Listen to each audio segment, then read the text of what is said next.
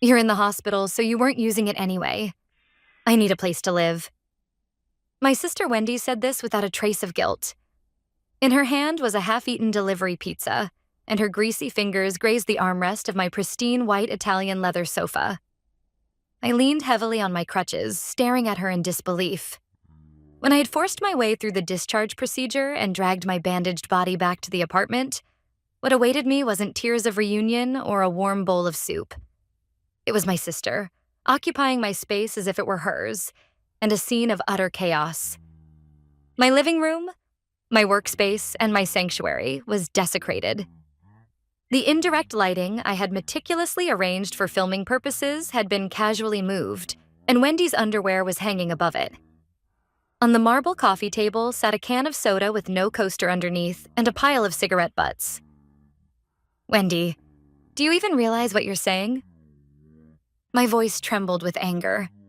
Come on, Kristen, she sighed, exasperated. You were in the hospital because of the accident. An empty $3,000 a month apartment is a waste, right? Mom and Dad even said, when Kristen's gone, you should take care of the place, Wendy. Gone? Were they expecting me to die? Their first thought when I returned from a life-threatening traffic accident was to claim my apartment. But this was my family. And in the days leading up to this hopeless scene, I would never forget the time I had been crushed by a metal monster on the highway, fighting alone in the dark. That night, I had finished a client meeting and was exhilarated after a major contract was signed. My influencer career, and my brand Kristen Style, which promoted minimalist, sophisticated interiors, was about to expand nationwide. I gripped the steering wheel, listening to the rhythmic patter of the wipers, mentally planning my next video. Maybe I'll talk about the lighting changes in the next room tour. That thought was cut off forever by the blinding headlights from the right. There was no time to hit the brakes. The impact was overwhelming. The world flipped upside down, glass rained into the car, and my consciousness was sucked into darkness. Kristen, can you hear me? I awoke to a distant, rhythmic electronic beep. The sharp smell of antiseptic mixed with blood hit my nose. I forced my heavy eyelids open. My vision was blurry white. Kristen! A warm, large hand enveloped my cold one. As my vision began to focus, I saw Aaron's face. Usually calm and unflappable, he, as an IT CEO, never even raised an eyebrow at server crises.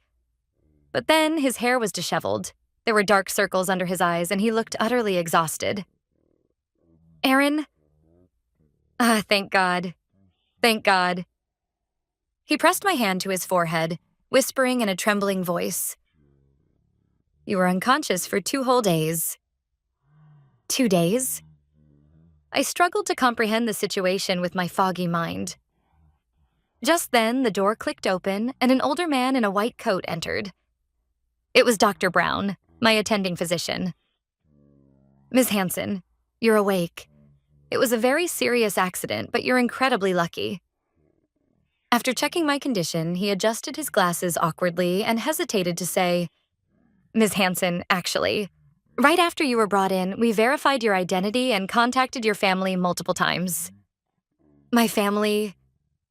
The words made me gasp under the oxygen mask. The heart monitor beeped prematurely for a moment. Doctor, my family, then it hit me.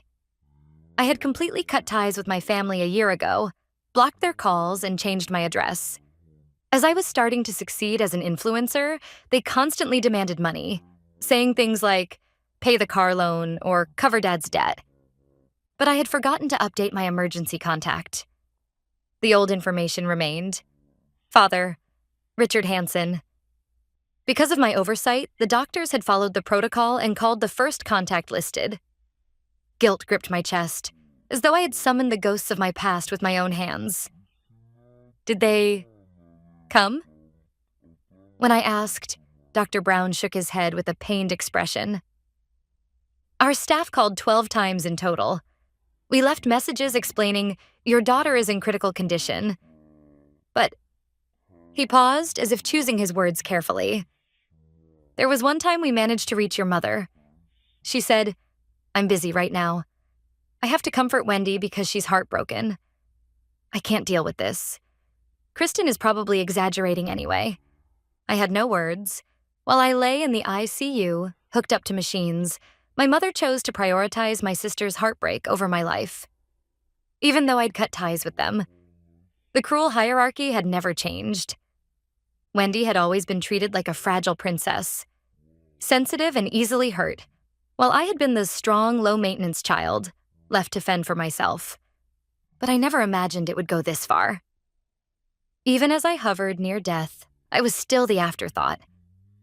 Before tears of frustration could spill, Aaron gripped my hand tightly. "I'm here. You have me, Kristen." Then he added, "Nicole was here too. She stayed until past midnight last night. She only went home because she had work, but she told me to contact her the second you woke up." Nicole. Warmth spread through me. People with no blood relation cared for me more than my own family ever had. "I'll text her right now," Aaron said while pulling out his phone. Within minutes, my own phone buzzed by my pillow. Ignoring the pain in my arm, I picked it up.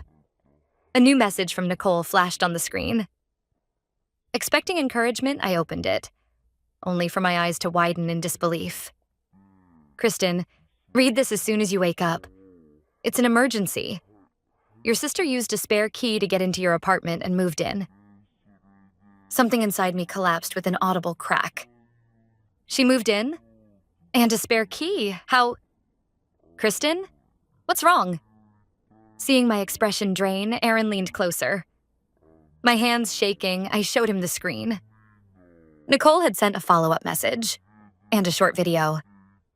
"When they heard you were unconscious, instead of rushing to the hospital, they rushed to your apartment." I played the video. On the tiny screen, a familiar figure was opening the auto-lock to my building. Wendy. In her hand, for some reason, she was holding the key to my apartment. Behind her, my father Richard and my mother Susan followed, each dragging a large suitcase. Then Nicole sent a screenshot from Wendy's Instagram story.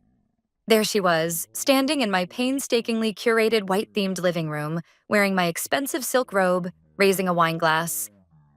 The caption read, "I'm finally where I belong. From now on, this is my castle. #new life.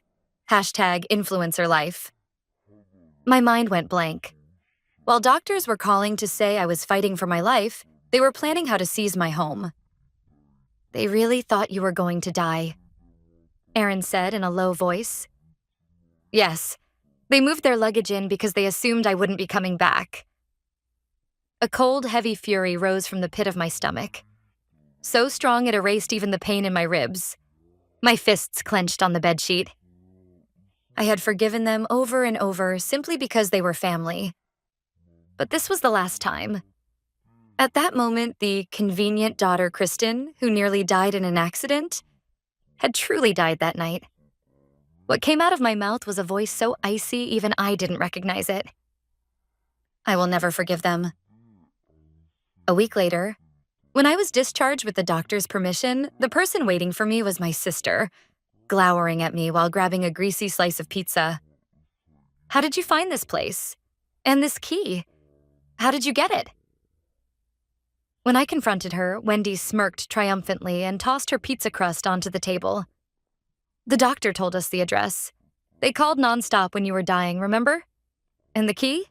That's thanks to Mom's Oscar-worthy performance." Performance? Once we got there, Mom collapsed at the entrance, crying. She was like, "My daughter is in a coma from an accident. I need to get her insurance card and a change of clothes from her apartment, and I can't get in." She even started hyperventilating for effect. Then the building manager panicked. He said, "If it's an emergency," and used the master key to let them in, and even handed over a spare key. Easy as pie. They had exploited a life-threatening situation, manipulating the conscience of a total stranger to commit trespassing. Even after I'd severed ties with them, their con artist tactics hadn't changed. I gripped my crutches tightly, forcing my shaking hands to steady. "This is my home. Get out." Wendy screamed. "Hey, telling family to get out is cruel, isn't it?" At that moment, the front door opened. My mother walked in carrying a grocery bag. "Oh, come on, Kristen. Stop it." Seeing me wrapped in bandages didn't even move her eyebrow. Not a single. "Are you okay?" Not even a hug to say, "I'm glad you're alive." Wendy's going through a lot right now. She got dumped, got kicked out of her apartment, and has nowhere to go. You're successful, have money, and a great boyfriend. Try to think about how it feels to have nothing. My mother pulled Wendy close and glared at me as if I were at fault. "It's always been this way. You're strong, you can handle anything, but Wendy is sensitive and fragile. It's the little sister's job to support her older sister, isn't it?" Those were cursed words. Words designed to make me endure, to exploit me, to make me convenient. When I got perfect scores as a child, it was expected. When Wendy got a C, she was so brave, poor thing. While I saved up from part-time jobs to pay for college, my parents bought Wendy a brand new car. "Kristen, you can handle things on your own." That was their excuse to take from me and give to Wendy over and over. And now, even after surviving a near-death experience, they were trying to take my home too. I exchanged a glance with Aaron. He kept a neutral expression, but behind his eyes was quiet anger and a subtle green light for me. I exhaled deeply and put on the face of a resigned woman. "Maybe you're right, Mom." My mother and Wendy's eyes widened at my words. I was wrong. Wendy needs this place now. I'm injured and I don't have the energy to fight with her every day. I exaggerated a slump of my shoulders and leaned weakly against Aaron. "Aaron, can I come to your place? Seems like there's no room for me here." Aaron nodded at just the right moment, sorrowful but resolute. "Of course, Kristen. Come to my place. I won't leave you stuck in this stress." Wendy's victorious grin spread across her face as she watched. "See? This is what I meant. If only you'd just done this from the start. Now, you understand, right?" My mother nodded in satisfaction. "Then leave the key. We'll manage it while you're gone." I had to fight to keep my laughter in check. Their idea of managing seemed to involve destroying my luxury furniture. "Fine. I'll leave the key on the table." I placed the spare key on the marble table with a clink and slid something else alongside it. It wasn't a sign of surrender.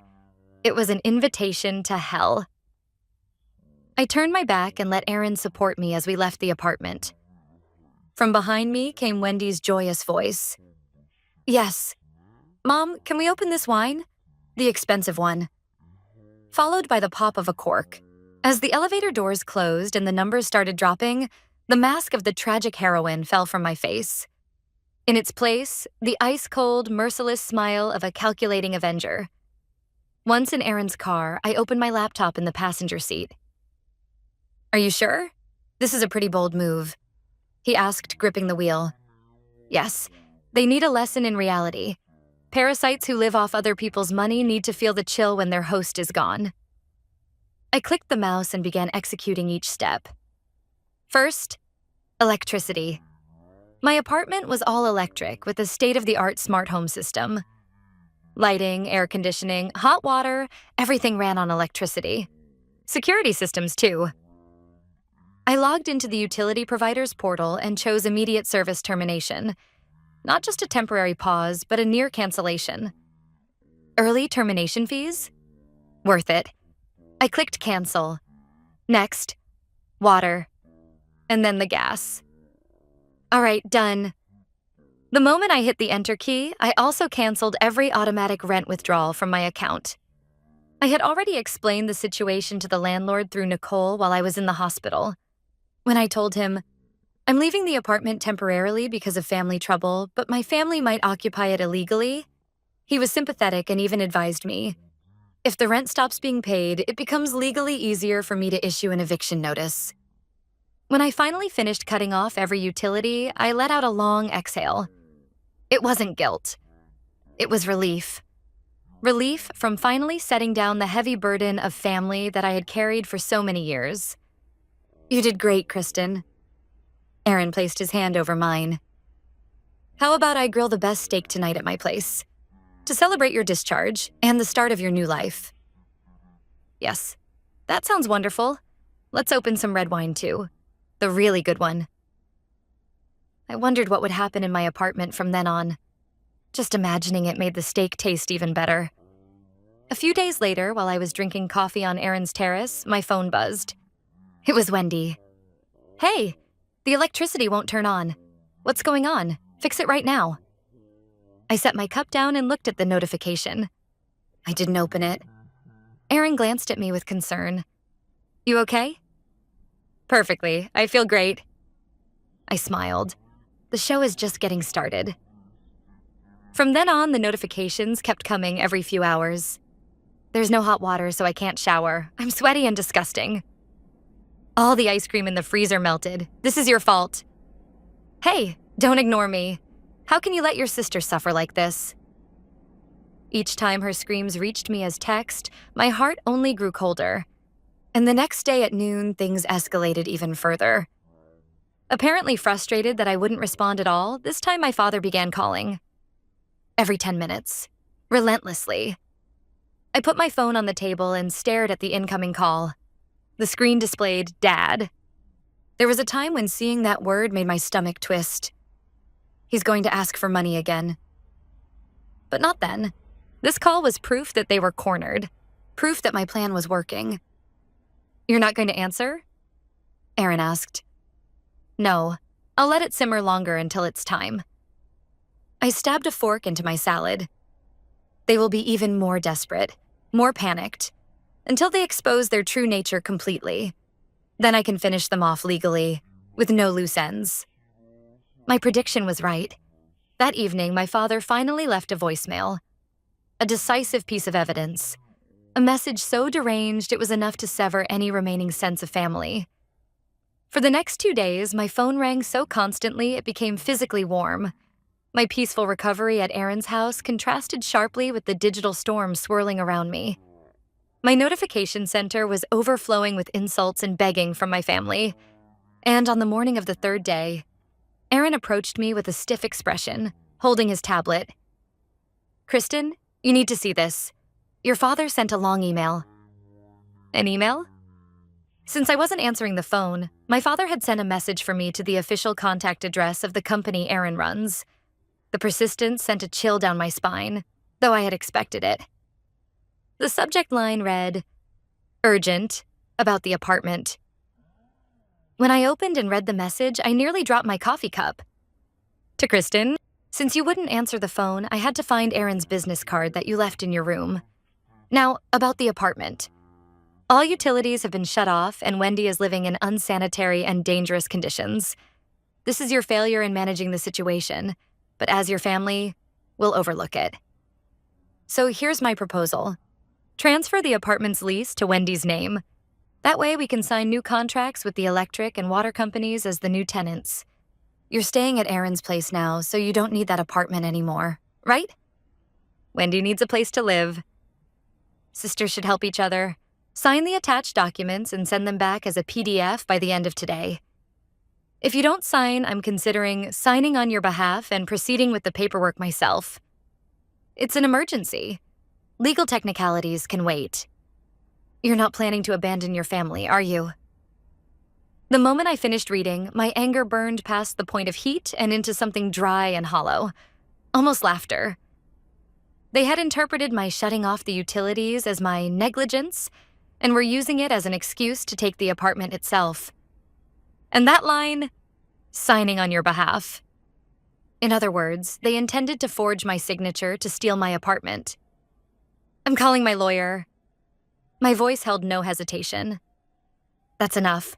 I won't let them have even one more second of my life.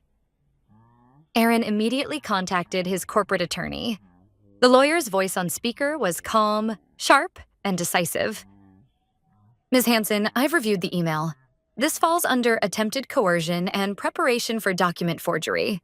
Combined with unlawful entry, the police should be involved immediately. Please, remove them completely. Understood. You have absolutely no obligation to agree to the name transfer. In fact, considering the damages so far, we should pursue this thoroughly. His words gave me the final courage I needed. I was no longer the helpless child I once was.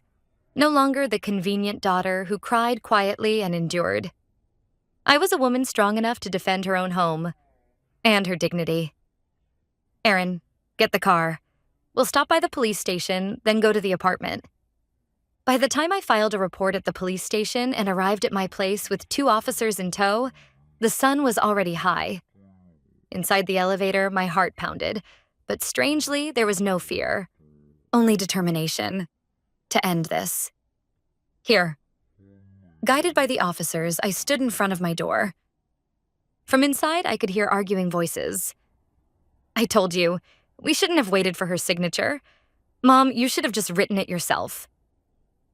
Wendy was screaming hysterically. Oh, shut up, I'm practicing. Kristen's handwriting is harder than I thought. My mother said that in her frustration. Hurry. If we don't send it today, we'll spend another night without electricity.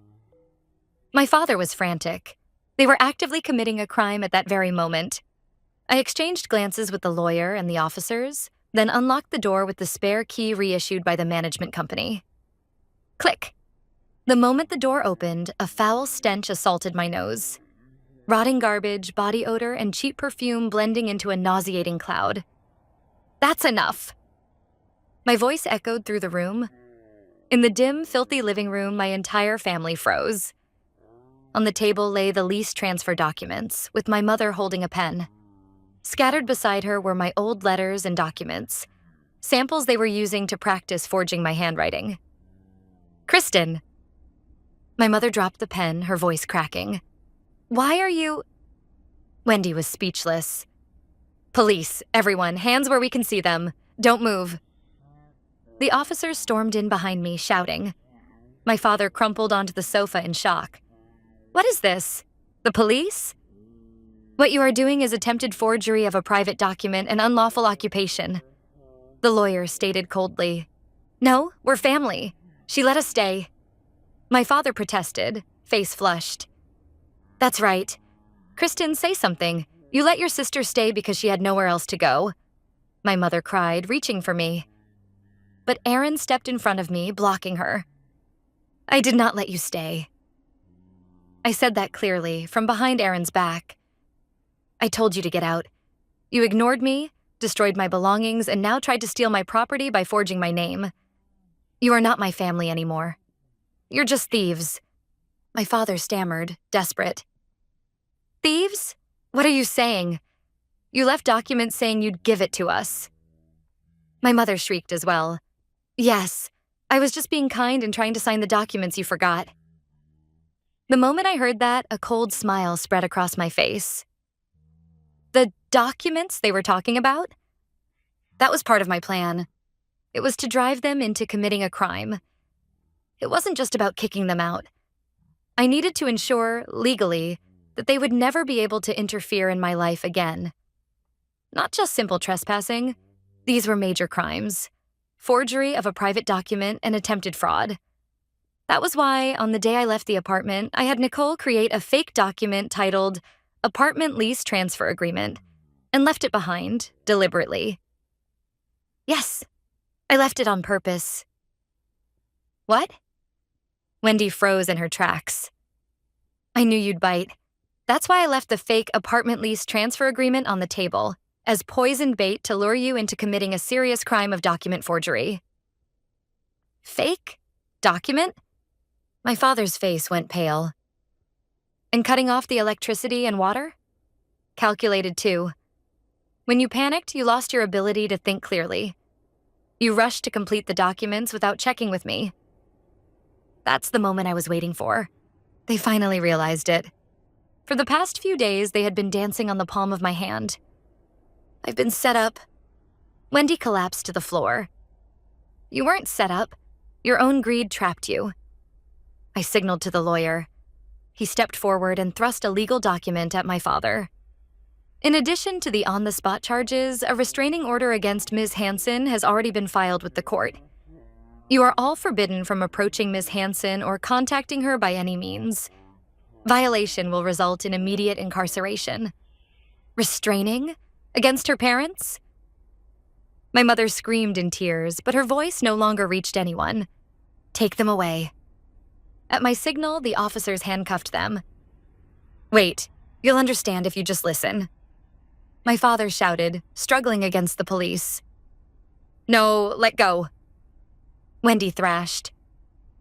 Curious neighbors peeked out into the hallway. There, my family was being led away, handcuffed, reeking, and utterly humiliated. "Kristen, you ungrateful failure." My mother's scream was cut off as the elevator doors closed. After they left, the apartment was silent. I stood in the middle of the living room looking down at the filthy carpet. No tears came. Instead, there was a refreshing sense of liberation, as if the heavy lead weight that had been in my chest for years had finally shattered. It's over. Yes, it's over. Aaron wrapped an arm around my shoulders. At last, the long history of exploitation from my childhood had ended. 6 months later, I sold that apartment. I had it professionally cleaned and restored, but the memories and smells of those few days were too ingrained to continue living there. I had no regrets. It was necessary to leave the past behind. Legal measures against Wendy and my parents proceeded mercilessly. In addition to trespassing and attempted forgery, I claimed over $50,000 in damages for repairs, broken equipment, and destroyed vintage rugs. Unsurprisingly, they had no way to pay. As a result, my father was forced to sell the family home. My delicate sister, Wendy, avoided prison but received a suspended sentence. They now live in a cheap apartment in the suburbs, surviving on day labor jobs. And I live in a new condominium overlooking the Santa Monica coast. Aaron is by my side. Next month, we will get married. There is no place on the guest list for my parents or sister. In their stead, Nicole will have the front row seat. Yesterday, I finally updated my emergency contact. I did not hesitate to remove my father's name from it. Instead, I entered. Husband, Aaron. The moment I hit save, I felt the final chain around my heart snap free.